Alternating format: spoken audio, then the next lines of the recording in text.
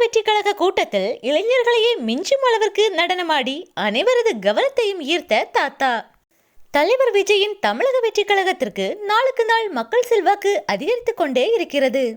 வயது வித்தியாசமின்றி இளைஞர்கள் முதல் முதியோர்கள் வரை தலைவர் விஜய்க்கு ஆதரவு கொடுத்து வருகின்றனர்.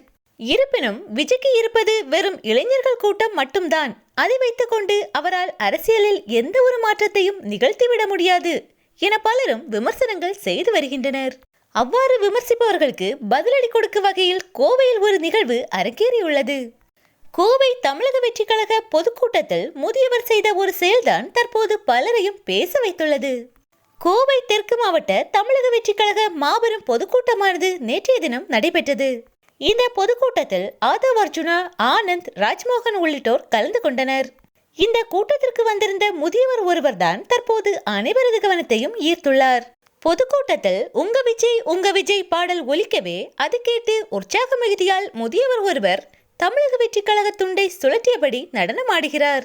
குழந்தைகள் முதல் முதியவர்கள் வரை அனைவரையுமே ஆட வைக்கும் திறமை தலைவர் விஜய்க்கு மட்டுமே உரியது. தமிழக வெற்றி கழக பொதுக்கூட்டத்திற்கு முதியோர்கள் கொடுக்கும் ஆதரவு பிற கட்சிகளுக்கும் விமர்சிப்பவர்களுக்கும் ஆச்சரியத்தை ஏற்படுத்தியிருக்கும்.